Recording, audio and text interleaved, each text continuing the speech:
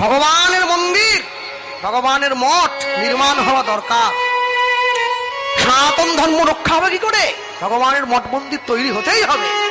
কিন্তু দয়া করে সব মন্দির, সব মঠকে ধাম বানিয়ে ফেলবেন না। ধাম হতে গেলে তার যোগ্যতা থাকতে হয়। ধাম হচ্ছে চার ধাম। একটা হচ্ছে রামেশ্বরম, একটা বদ্রীনাথ, একটা দ্বারকা, একটা পুরী, চার ধাম। কিন্তু ভক্ত মুখে স্বীকৃত হয়েছে আরো দুটো ধাম, একটা নবদ্বীপ ধাম, একটা বৃন্দাবন ধাম। কিন্তু বৃন্দাবন ধামকে আমরা ধাম বলি বটে, প্রকৃত ভক্তরা বলে শ্রীধাম বৃন্দাবন। আগে ধাম পরে বৃন্দাবন, শ্রীধাম বৃন্দাবন। যত যত ধাম আছে সবার নামের পরে ধাম আছে। পুরী ধাম, নবদ্বীপ ধাম আছে, বৃন্দাবনের আগের দিকে ধাম, শ্রীধাম বৃন্দাবন। কেন? বৃন্দাবনের আগের দিকে শ্রী শব্দ ব্যবহার করা হচ্ছে। শ্রী শব্দ হচ্ছে লক্ষ্মীবাচক, যার ঊর্ধ্বে কোনো সৌন্দর্য হয় না। জড় জগতের যত সৌন্দর্য সব বৃন্দাবনে পাওয়া যায়, তাই শ্রীধাম বৃন্দাবন। শুধু জড়জাগতিক সৌন্দর্য নয়, অপ্রাকৃত সৌন্দর্যের ধাম হচ্ছে বৃন্দাবন। হ্যাঁ, বৃন্দাবনে কোনো গরুর গলায় দড়ি নেই, কোনো গরুর গলায় দড়ি নেই। বৃন্দাবনের গরুগুলো পর্যন্ত আমাদের শিক্ষা দেয়, তাকিয়ে দেখো তোমাদের মতো আমরা মায়ার বন্ধনে আসক্ত নই। বৃন্দাবন, হ্যাঁ, এই যে আমার মা বসে আছে, সকলে আমার মাকে দেখেছেন, চেনেন অনেকে। হ্যাঁ, আজ থেকে 8 মাস আগে বৃন্দাবনে আমার বিয়ে দিয়ে এনেছে আমার মা। তো বৃন্দাবনের সঙ্গে আমার সম্পর্ক বড় নিবিড়। আমি জানি বৃন্দাবনের ব্রজগোপীদের যে ভাবনা, যে ধারণা, যে রাধা অনুরাগ, তার এক শিকি আমাদের নেই, এক শিকি আমাদের নেই। হ্যাঁ, বৃন্দাবনের ব্রজগোপীরা রাধে বলে বলার সঙ্গে সঙ্গে চোখ দিয়ে ঝরঝর করে জল এসে যায়। বলা মাত্রই যেন একবারে মুখের ডগায় বসে আছে। কেন জানেন? সব সময়ের জন্য জানবেন, আমাদের বাংলার মায়েরা 12 হাত শাড়ি পরে, বৃন্দাবনের মায়েরা 14 হাত শাড়ি পরে। কোমর থেকে নিচটা 7 হাত, কোমরের ওপরটা 7 হাত, এই পর্যন্ত ঘোমটা দেওয়া থাকে। প্রাতঃকালে উঠে নিজের এই মুখটা আগে গোবিন্দকে দেখায়, তারপরে নিজের স্বামীকে দেখায়, তারপরে বাকি সকলের জন্য। হ্যাঁ, এই ভালোবাসা সবার নেই। বৃন্দাবনের ব্রজগোপীরা হসপিটালে ভর্তি হলে, অসুস্থ হলে, নার্সিংহোমে ভর্তি হলে, যখন সন্ধ্যা আরতি হয় না, নার্সিংহোম বিছানায় শুয়ে ডাক্তাররা, ব্রজগোপীরা তারা নার্সিংহোমে থেকেই নিজের ডিউটি করতে করতে ডাক্তাররা বলে, হে রাধে, তোমার আরতি যেতে পারলাম না, আমার তো কাজ আছে, আজকের দিনটা ক্ষমা করে দাও, কালকে ভোর থেকে আমি যাচ্ছি। পারবেন এই ভালোবাসা দিতে? পারবো না। কোনো মন্ত্র নেই, কোনো যাগ যজ্ঞ জপ ধ্যান কিচ্ছু নেই, শুধু অন্তরের ভালোবাসা আছে। হ্যাঁ, আমার স্ত্রী আমাকে বলে, জানো তো, এই জগতে কোনো নারী যদি কোনো পুরুষকে বসে আনতে চায়, নিজের দেহের 2 থেকে 3টে ইন্দ্রিয় ব্যবহার করলেই একটা পুরুষকে হাতে রাখা যায়। আমি বললাম, হ্যাঁ, তা তুমি পারো। তুমি কেন, জগতে যে কোনো মেয়েই পারে। কিন্তু এরপরে আমাকে ঠোকা দিয়ে বলে, শোনো, আমাদের গোবিন্দ হচ্ছে একমাত্র পুরুষ যাকে বসে রাখতে আমরা নিজেদের দেহের 11টা ইন্দ্রিয় সম্পূর্ণভাবে গোবিন্দ চরণে দিয়ে দিয়েছি, তবে আমাদের বসে আছে। আমাদের কথায় উঠতে বললে ওঠে, আমাদের কথায় কৃষ্ণকে বসতে বললে বসে। লাঠি দিয়ে ভয় দেখাই, বসো, কোথায় যাচ্ছ, এইখানে বসো। এই ভালোবাসা আমাদের নেই, এক শিকিও নেই। হ্যাঁ, শুধু মুখে বলি ভালোবাসি ভালোবাসি ভালোবাসি, না, একে ভালোবাসা বলে না, একে ভালো লাগা বলে। ভালোবাসা বাঁচতে গেলে আগে বাসাটা ভালো তৈরি করতে হয়। হ্যাঁ, এই জগতের যত দেবদেবী আছে, যত মানুষ আছে, সবাইকে যিনি কামনা বাসনায় মোহিত করেছেন তার নাম মদন। তাই তো, মদনকে যিনি মোহিত করেছেন তিনি হচ্ছেন মদন মোহন। সেই মদন মোহনকে যিনি মোহিত করেছেন তিনি কে? মদন মোহন মোহিনী শ্রীমতী রাধা রানী। এত সহজ। এই পৃথিবীতে যত শক্তিশালী বস্তু আছে, জীব জগৎ, সব থেকে বেশি শক্তি হাতির গায়ে আছে। কি ঠিক বলিনি? 10,000 হাতির অঙ্গে যে শক্তি আছে, এক ইন্দ্রের ঐরাবতের গায়ে সেই শক্তি আছে। 10,000 ইন্দ্রের ঐরাবতের অঙ্গে যেই শক্তি আছে, এক ইন্দ্রের হাতের বজ্রে সেই শক্তি আছে। 10,000 ইন্দ্রের বজ্রে যেই শক্তি আছে, এক ব্রহ্মার কমণ্ডলুতে সেই শক্তি আছে। 10,000 ব্রহ্মার কমণ্ডলুতে যেই শক্তি আছে, এক দেবাদিদেব মহাদেবের ত্রিশূলে সেই শক্তি আছে। 10,000 দেবাদিদেব মহাদেবের ত্রিশূলে যেই শক্তি আছে, এক মহাদেবের তৃতীয় লোচনে সেই শক্তি আছে। 10,000 মহাদেবের তৃতীয় লোচনে যেই শক্তি আছে, এক মা কালীর খড়গে সেই শক্তি আছে। 10,000 মা কালীর খড়গে যেই শক্তি আছে, এক সুদর্শন চক্রে সেই শক্তি আছে। 10,000 বিষ্ণু সুদর্শন চক্রে যেই শক্তি আছে, এক গরুর পাখির অঙ্গে সেই শক্তি আছে। 10,000 গরুর পাখির অঙ্গে যেই শক্তি আছে, তাকিয়ে দেখো, এক ব্রহ্মাস্ত্রে সেই শক্তি আছে। 10,000 ব্রহ্মাস্ত্রে যেই শক্তি আছে, এক পবন নন্দন হনুমানের অঙ্গে সেই শক্তি আছে। 10,000 পবন নন্দন হনুমানের অঙ্গে যেই শক্তি আছে, এক গোবিন্দের উপমাধুর্যে সেই শক্তি আছে। 10,000 গোবিন্দের রূপে যেই শক্তি আছে, এক গোবিন্দের হাসিতে সেই শক্তি আছে। 10,000 গোবিন্দের হাসিতে যেই শক্তি আছে, এক গোবিন্দের মুরলীর ধ্বনিতে সেই শক্তি আছে। 10,000 গোবিন্দের মুরলীর ধ্বনিতে যেই শক্তি আছে, এক রাধারানীর চরণ তলে তার থেকে অধিক শক্তি। ভালোবাসা, যত ভক্তি পথের ভালো, যত অনুরাগ দেখছেন আপনারা, যত ভক্ত দেখছেন, এরা সব রাধাচরণের দাস। রাধাচরণের দাস আছে না? শ্রীকৃষ্ণ চৈতন্য প্রভু দাস অনুদাস। শ্রীকৃষ্ণ চৈতন্যের যারা দাস, তাদের যারা দাস, আমি তাদেরও অনুদাস। এরপরে মাগলেন সেবা ও বিলাস মাগে নরোত্তম দাস। কত বড় কথা বলছেন, মনে রাখবেন যারা বসে আছেন এই স্থানে, সব সময়ের জন্যে। হ্যাঁ, চাইলে অঙ্কে 80 পাওয়া যায়, চাইলে ইংরেজিতে 100 পাওয়া যায়, চাইলে বিজ্ঞানে 100 পাওয়া যায়, কিন্তু চাইলেই রাধাচরণের দাসত্ব স্বীকার করা যায় না। এজন্য রাধারানীর কৃপা পেতে হয়। কৃপা মানে করে পাওয়া। পৃথিবীতে গোবিন্দকে ভালোবাসার যত পন্থা, সব রাধাচরণ থেকে বেরিয়ে এসেছে। তারপরেও যখন রাধারানী বলে আমি আলা ভোলা গোয়ালিনী কৃষ্ণ সেবার কিবা জানি, তখনই গোবিন্দ আমার প্রেমে একেবারে গলে যায়, আর তো থাকতে পারে না। কাশীধামের রানীমা কাশীধামের সকল গরিব দুঃখীকে একটা করে সোনার মোহর দিয়ে বেড়াচ্ছে। রহিদাসের ঘরের দরজার সম্মুখে এসে যখন রহিদাসের হাতে দিয়েছে, রহিদাস বলছে রানীমা এটা আমার লাগবে না, আপনি নিয়ে যান। সে কি রহিদাস, তুমি তো গরিব মানুষ। ও একটাতে হবে না, আচ্ছা আরো দুটো না। না না, আমার চাই না। কেন? শোনো, আমার কাছে এমন বস্তু আছে, আমি লোহাতে ছোঁয়ালে সোনা হয়ে যাবে, সেটাই আমি নেইনি। তোমার এই সোনার টাকা নিয়ে আমার কি হবে? কি বললে তুমি? কই নিয়ে এসো তো দেখি। রহিদাস ছুটে গিয়ে খড়ের চাল থেকে পেড়ে এনেছে। তাও শোনো, হাতে হাতে করে আনেনি, নিজের স্ত্রীকে বলছে দুটো নারকল ঝাঁটার কাঠি ভেঙে কাঠির অগ্রে করে ধরে আনো। ওটা ধরো না, কামনাতে হাত দিলেই দেহ কামনাময় হয়ে যায়, ধরে আনো। ধরে এনেছে দূরে করে। রানীমা বলছে দেখি তো।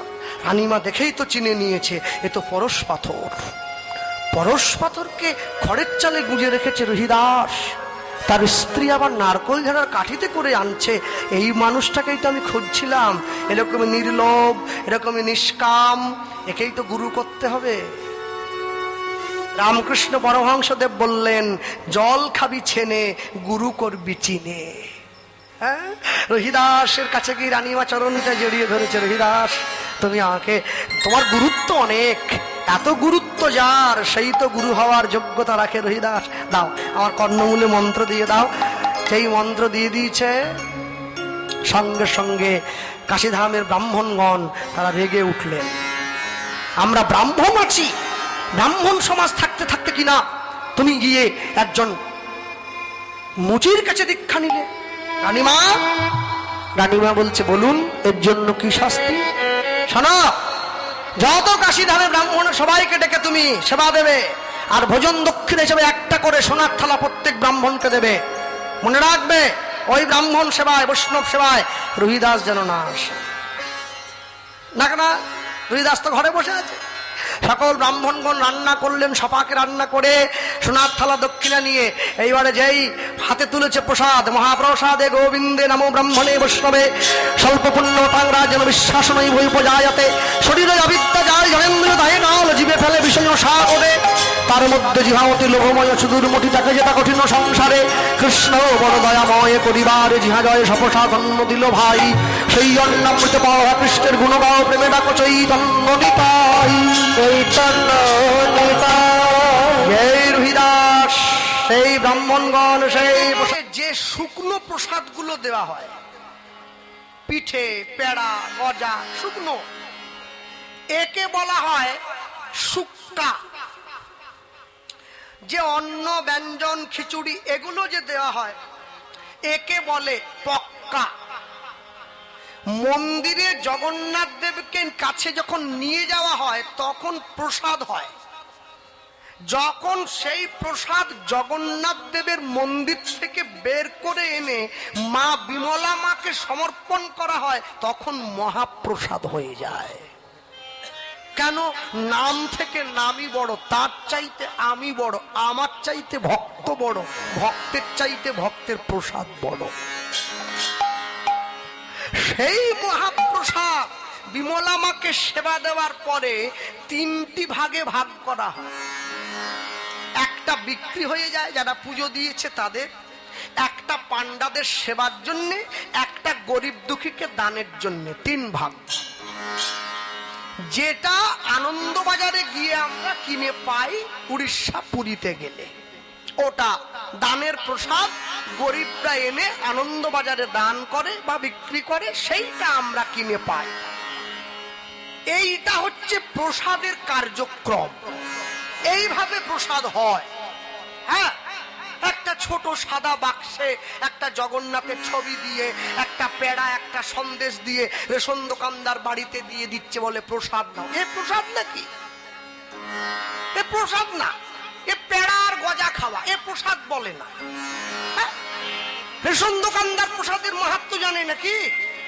জানে না আমি বলবো না, সবাই জানে না। লাট দিয়ে রাখা আছে, একটা গ্রামে 500 বাড়ি আছে, 500 প্যাকেট প্রসাদ, কারো পায়ে লাগছে, হাতে লাগছে, ছুঁড়ে দিচ্ছে, গড়িয়ে দিচ্ছে। প্রসাদ এত সোজা, এত সোজা। আপনি জগতে চাইলে 5 কিলো লঙ্কা কিনে নিয়ে বাড়ি যেতে পারেন, আপনি চাইলে 5 কিলো ক্ষীর কিনে নিয়ে বাড়ি যেতে পারেন, কিন্তু যদি ঈশ্বরের ইচ্ছা না হয় 5 গ্রাম প্রসাদ তার ইচ্ছা ছাড়া নিয়ে যেতে পারবেন না। প্রসাদটা নেওয়া হয় তার ইচ্ছে, আপনি জোর করে চাইলেও পারেন না।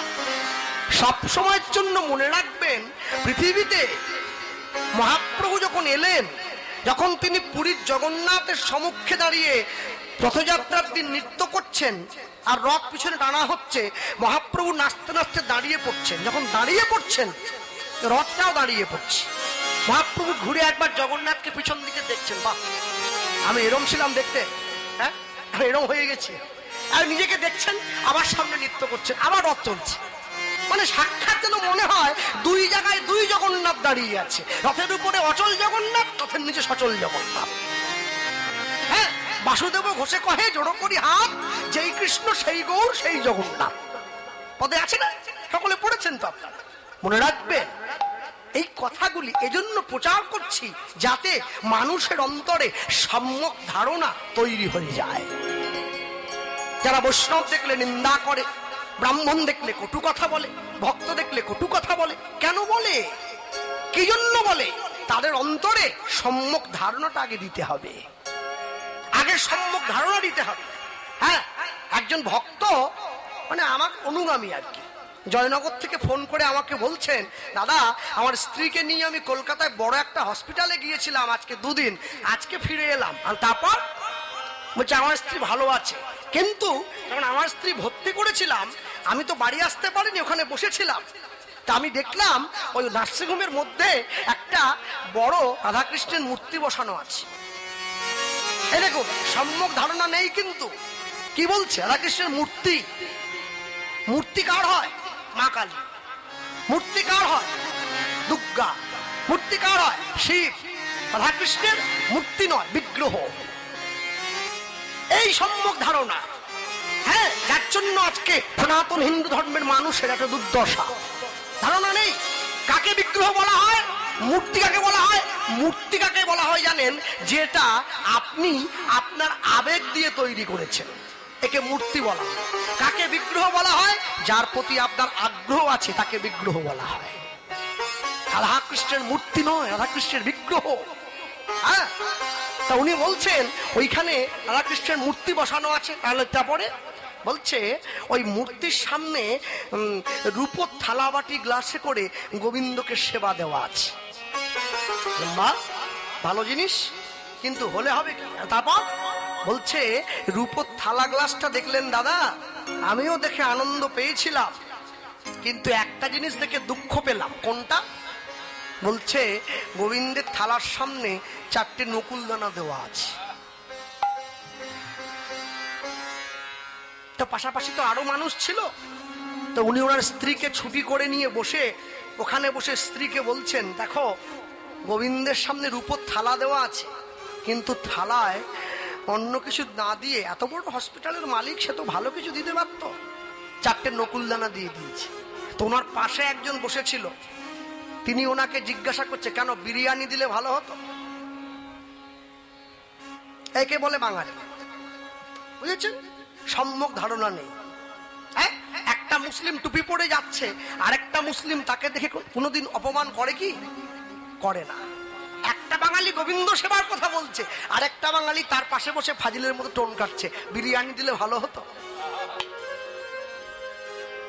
আমি এই জন্যই কথাটা বললাম, আগে নিজেকে চিনতে শিখতে হবে। আপনারে লয়ে বিব্রত রহিতে আসে নাই কেহ অবনি পড়ে, সকলের তরে সকলে আমরা, প্রত্যেকে আমরা পরের তরে। এই যে তিলক দেয়া হয়েছে না, এটা শুধুমাত্র কৃষ্ণ ভক্তি গৌর ভক্তির পরিচয় নয়, এটা দেশ ভক্তির পরিচয়।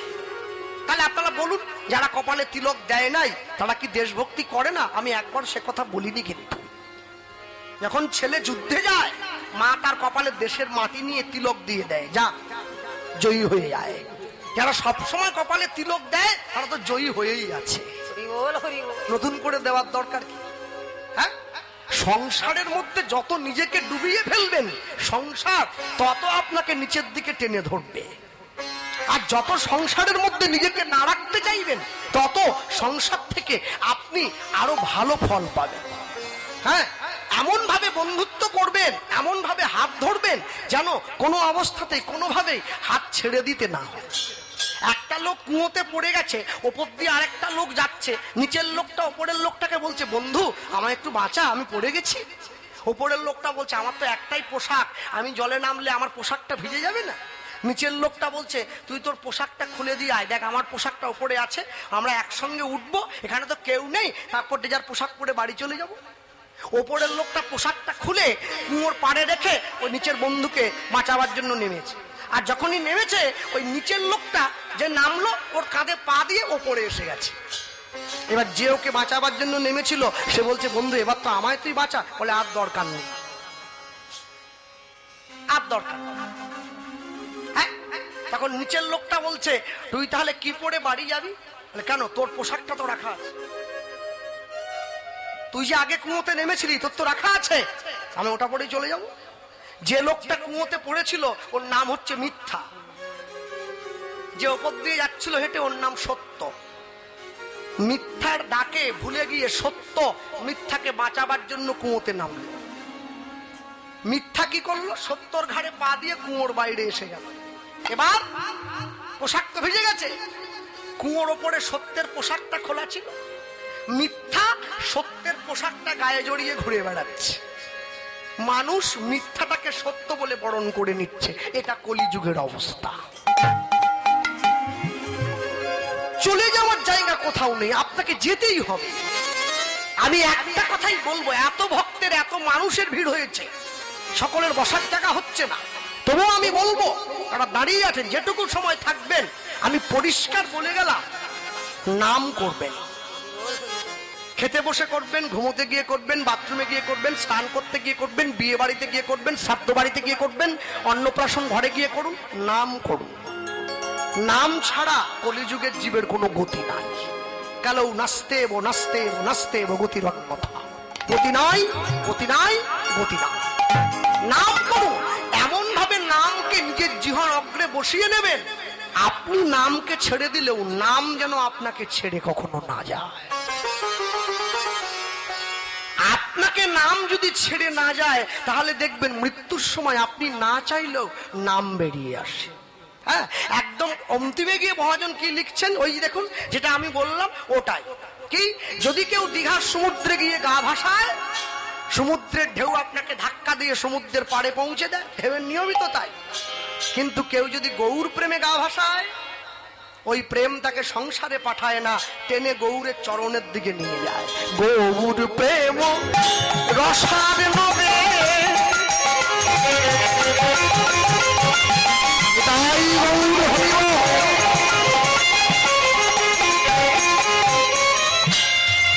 সে তরঙ্গে যে বা ডুবে, ওর প্রেম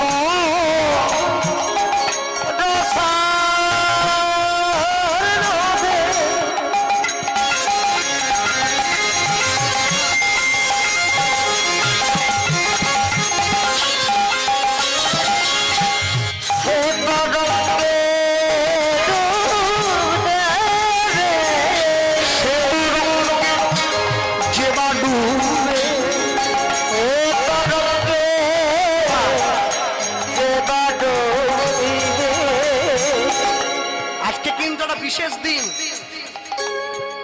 আপনাদের কাছেও আনন্দের দিন। আর কীর্তন হচ্ছে, সকলে এসেছেন, কিন্তু আমার কাছে আরো বড় আনন্দ। কেন বলুন তো? আজ আমার জন্মদিন। আমি এই দিনে পৃথিবীতে এসেছিলাম। হ্যাঁ, প্রতি বছর সোজা রথ থেকে উল্টো রথের মধ্যেই আমার জন্মদিন পড়ে। গত বছর মঙ্গলবার পড়েছিল, এবছর বুধবারে পড়েছে। হ্যাঁ, যাই হোক, জন্মদিনে দাঁড়িয়ে ভগবানের কথা বলার মতো সৌভাগ্য অর্জন হয়েছে। তারপরে আপনাদের মতো ভক্তচরণ দর্শনের সৌভাগ্য হয়েছে। সকলে আশীর্বাদ করবেন, সারা জীবন এই নামটা সঙ্গে নিয়ে যেন চলে যেতে পারে। যে আমাকে যাই বলুন, আমি জানি শেষের দিনে যে আমার নিন্দা করছে তাকেও কিন্তু নাম আশ্রয় করতে হবে। এটাই গৌর হরি বল, হরি বল, হরি বল। গৌর প্রেম রসার নামে সে তরঙ্গে যে বা ডুবে,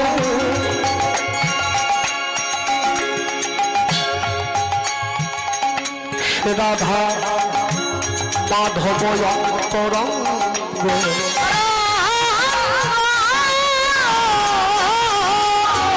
সে রাধা মাধব অন্তরঙ্গ, সে রাধা, সে রাধা মাধব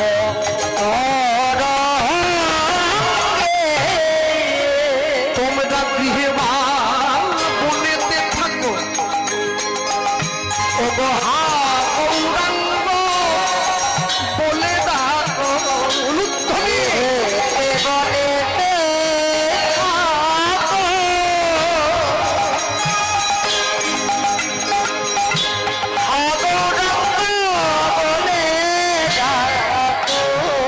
তোমরা গৃহে বা বনেতে থাকো, ও গহা গৌরাঙ্গ বলে ডাকো, তোমরা গৃহেতে বা বনে থাকো, হা গৌরাঙ্গ বলে ডাকো। ঠাকুর নরোত্তম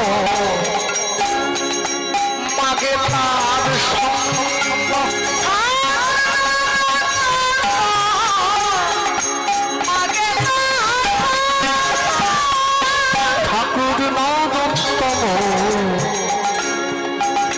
মাঝে তার সঙ্গ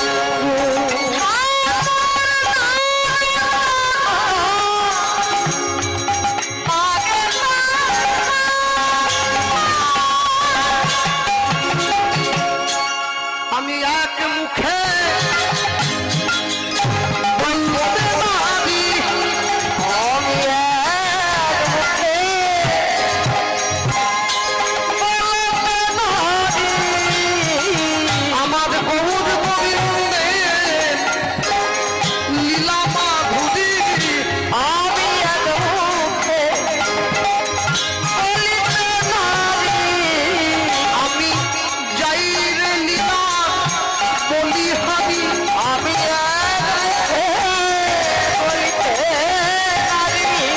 আমি যতবার বলি ততবার হারি, আমি বলিতে পারি। আমি এক মুখে বলবো কত, আমি বলিতে পারি। আমি যদি বা বলি বছর শত, আমার গৌর গোবিন্দের লীলা মাধুরী বলিতে পারি। গৌর গোবিন্দের লীলা মাধুরী বলিতে পারি। আমি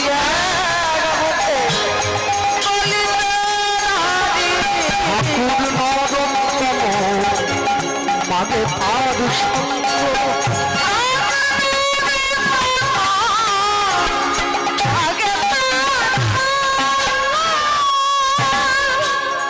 গৌর প্রেম রসার নবে যেবা ডুবে সে তরঙ্গে, সে রাধা মাধব অন্তরঙ্গ। গৃহে বা বনেতে থাকো হা গৌরাঙ্গ বলে ডাকো, বলে ডাকো নরোত্তম মাগে তার সঙ্গ, নরোত্তম মাগে তার সঙ্গ। লীলা মাধুর্য প্রবেশের আগে আরেকটা কথা বলে দেই, আর কোনোদিন আশা হোক চাই না হোক, আপনারা এত সুন্দর হরিবাসর তৈরি করেছেন। সোনারপুর থানায় এর আগেও আমি গিয়েছি, আপনাদের সঙ্গে অনেক জায়গাতে সাক্ষাৎ হয়েছে, সব জায়গাতেই ভক্ত কম বেশি ভালোই। তা দয়া করে হরিবাসরের পরিবেশ রক্ষা করবেন, এটা আমি কমিটির উদ্দেশ্যে বললাম।